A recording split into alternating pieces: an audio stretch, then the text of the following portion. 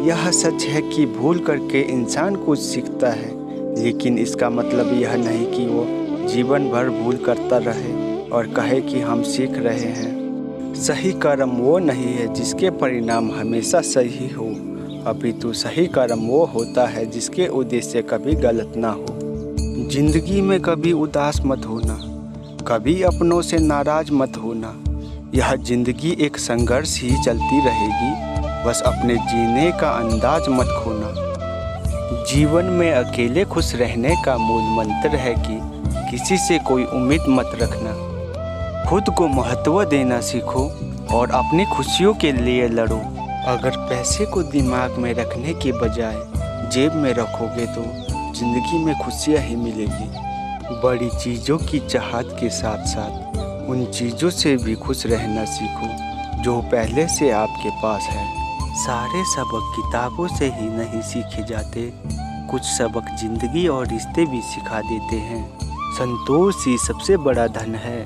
जिसके पास संतोष है वह स्वस्थ है, सुखी है और सबसे बड़ा धनवान है। खुशी आपके और आपके नज़रिए पर निर्भर करती है, क्योंकि किसी परिस्थिति में आप दुखी होते हैं तो उसी परिस्थिति में कोई दूसरा खुश हो रहा होता है।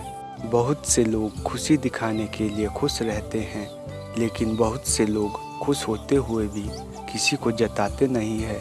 यही असली खुशी का राज है। खुशी का मज़ा अधिक खोजने में नहीं है, बल्कि कम खुश होने की क्षमता विकसित करने में है। अपनी खुशी को अलग मत करो, भविष्य में खुश रहने की क्षमता ना करें।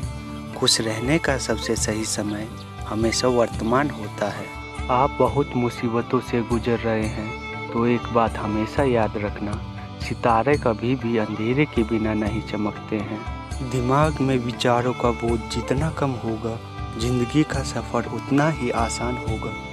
बिना खुशी के भी जो हंसना जानते हैं वही असल में खुशी का मतलब जानते हैं। अगर ज़िंदगी में कुछ बुरा हो तो सब्र रखना, क्योंकि रोने के बाद हंसने का मज़ा ही कुछ और आता है। किसी के साथ टाइम वेस्ट करने से अच्छा है वह टाइम हम अकेले में रहकर अपने सपनों को पूरा करने में लगाएं। अंधेरे को हटाने में वक्त बर्बाद मत कीजिए, बल्कि दिए को जलाने में वक्त लगाइए। दूसरों को नीचा दिखाने में नहीं, खुद को ऊंचा उठाने में वक्त लगाइए। सब कुछ पा लेना ही खुशी नहीं है, बल्कि जो आपके पास खुशी है उसे थोड़ा बांट लेना ही असली खुशी है। अकेले ही गुजर जाती है यह ज़िंदगी। लोग दिलासे तो देते हैं मगर साथ कोई नहीं देता। अकेला होना भी एक शक्ति है जो बहुत कम लोग संभाल सकते हैं। हमारी अकेले रहने की वजह यह भी है कि हमें झूठे लोगों से रिश्ता तोड़ने में ज़रा भी डर नहीं लगता। यह अच्छा है कि हम अकेले खुश रहें, किसी के साथ होकर दुखी होने की अपेक्षा। यह अच्छा है कि आप अकेले रहें बजाय इसके कि आप किसी गलत संगति में हो। अकेला चलना सीख लो। ज़रूरी नहीं कि जो आज आपके साथ है वह कल भी आपके साथ हो। मुझे अकेले चलने में बड़ा मज़ा आता है। ना कोई आगे भागता है और ना ही कोई पीछे रह जाता है। अजीब सा है मेरा अकेलापन।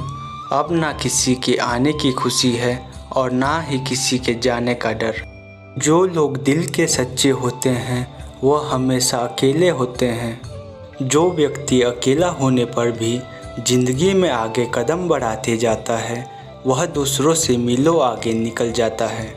ज़िंदगी में अगर कुछ करना है और कुछ बनना है तो अकेले रहना सीखो। अक्सर अकेलेपन से वही गुजरता है जो ज़िंदगी में सही फैसलों को चुनता है। सपने और लक्ष्य में एक ही अंतर है।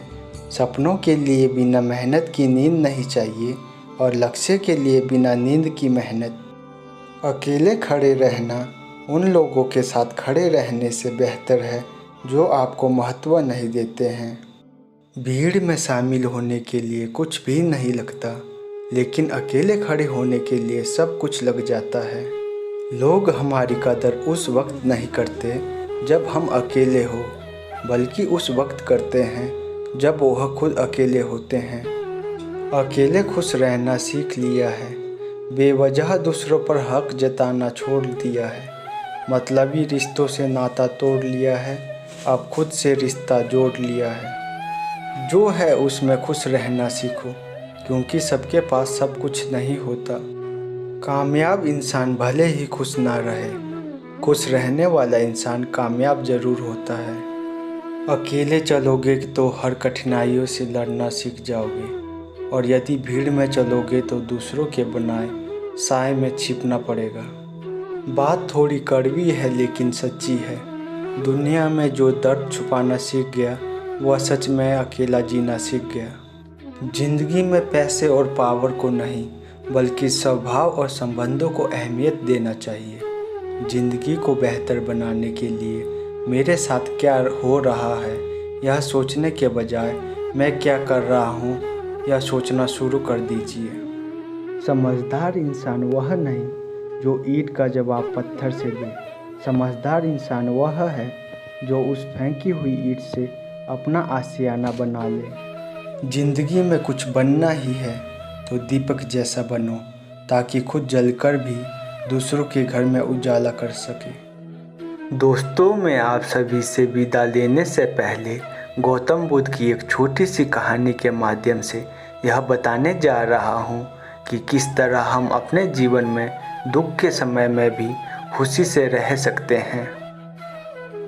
एक बार भगवान गौतम बुद्ध एक गांव में रुके हुए थे और उस गांव के लोग अपनी परेशानियों को लेकर उनके पास जाते और उनका हल लेकर खुशी खुशी वहां से लौटते। उसी गांव में सड़क के किनारे एक गरीब व्यक्ति बैठा रहता था और धर्म सभा में जाने वाले लोगों को ध्यान से देखता। उसे बड़ा आश्चर्य होता कि लोग अंदर तो बड़ी दुखी चेहरा लेकर जाते हैं, लेकिन जब वापस आते हैं तो वो बड़ा प्रसन्न दिखाई देते हैं। और यह चीज़ें देखकर वह गरीब व्यक्ति बहुत आश्चर्यचकित हुआ। उस गरीब को लगा कि क्यों ना वह भी अपनी समस्या बुद्ध के सामने रखे। मन में विचार लिए वह महात्मा बुद्ध के पास पहुंचा। वहां जाकर उस गरीब व्यक्ति ने देखा कि लोग लाइन पर खड़े होकर अपनी समस्या बता रहे थे और वह मुस्कुराते हुए सबकी समस्या हल कर रहे थे।